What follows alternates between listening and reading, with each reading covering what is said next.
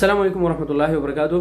दोस्तों ये वीडियो आपने पूरा देखना है। जिन दोस्तों के साइक खास और आमिली मंजिली महीने हैं और वो इस वक्त छुट्टी में है, छुट्टी पर गए हैं पाकिस्तान, ये वीडियो आपने पूरा देखना है। मुझसे दोस्तों ने पूछा था कि यार उमेर भाई जिन वैक्सीन अगर पाकिस्तान में लगते हैं क्या वो सऊदी अरब आ सकते हैं या नहीं आ सकते।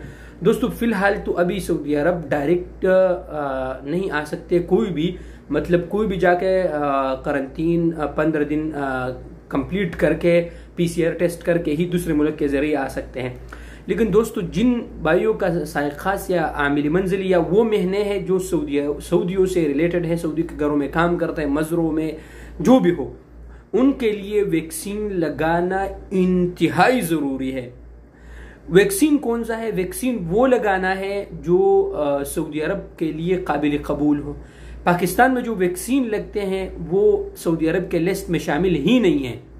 आप लोग कोशिश कर ले कि अगर पाकिस्तान में अवेलेबल है इस टाइम एस्ट्राजेनेका, फाइजर हो गया, ऑक्सफोर्ड है मेरे ख्याल से एक, और एक दूसरा उसका नाम मुझे मालूम नहीं है, आप वही वैक्सीन लगाए जो सऊदी अरब के लिए काबिल कबूल हो, ताकि आप भाइयों के लिए फिर कोई परेशानी नहीं है। लेकिन जो चाइनीज वैक्सीन पाकिस्तान में लग रहे हैं वो तो सऊदी अरब के लिस्ट, सऊदी अरब के लिए जो ट्रेवलिंग करेंगे उसके लिस्ट में ही शामिल नहीं है। तो जिन दोस्तों के डोमेस्टिक वर्कर्स है, जिनके ये महीने हैं, जो ड्राइवर्स है या आमिल मंजिली है, मेरे जो भी है, वो दोस्त ज़रूर वैक्सीन लगाए, क्योंकि आप दोस्तों को वैक्सीन के बगैर आना इंतहाई मुश्किल कर दिया गया है, इसलिए आप वैक्सीन लगाए। या वो मेरे भाई जो यहाँ से छुट्टी जाना चाहते हैं और वो उनके यही महीने हैं, तो वो पहले अपने 2 वैक्सीन कंप्लीट करके दोनों वैक्सीन लगाए और उसके बाद जाए, ताकि आप दोस्तों को वापसी पर फिर कोई प्रॉब्लम ना हो।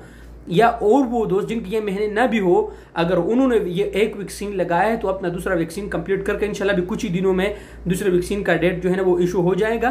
तो इसलिए आप दोस्त उस वैक्सीन को कंप्लीट करके दोनों को, और उसके बाद आप जाए तो वापसी पर आप दोस्तों को कोई भी परेशानी नहीं होगी।